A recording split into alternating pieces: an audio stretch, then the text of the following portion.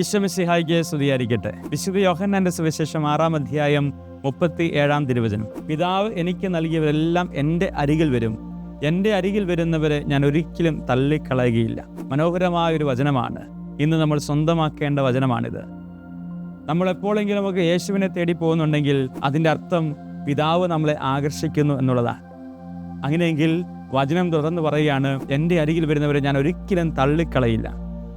പ്രിയപ്പെട്ടവരെ, ഈ അനുഗ്രഹത്തിൻ്റെ വചനമാണ് നമുക്ക് ആവശ്യം. യേശുവിൻ്റെ അരികിൽ പോകുന്നവർ ഒരിക്കലും അവിടെ നിന്ന് തള്ളിക്കളയില്ല.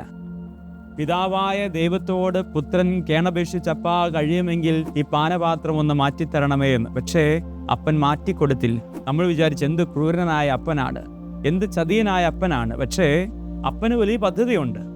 അങ്ങനെ മാറ്റിക്കൊടുത്താൽ ലോകത്തിൻ്റെ രക്ഷകനായി യേശുവിനെ മാറാൻ പറ്റില്ല. ലോകാവസാനത്തോളം എൻ്റെ മകൻ ലോകത്തിൻ്റെ രക്ഷകനാകണമെങ്കിൽ ദൈവത്തിൻ്റെ പദ്ധതിയോട് ചേരേണ്ടതുണ്ട്. പ്രിയപ്പെട്ടവരെ, യേശുവിൻ്റെ അരികിൽ പോകുന്നവരെ അവിടുന്ന് ഒരിക്കലും തള്ളിക്കളയില്ല. നമ്മൾ വിചാരിക്കും, യേശു എന്നെ മറന്നോ, യേശുവിനെ ഒറ്റപ്പെടുത്തിയോ? ഇല്ല, അവിടത്തേക്കൊരു പദ്ധതിയുണ്ട്. ആ പദ്ധതിയോട് ചേർന്ന് നിന്നാൽ നീയും ഒരു അനുഗ്രഹമായി മാറുകയാണ്.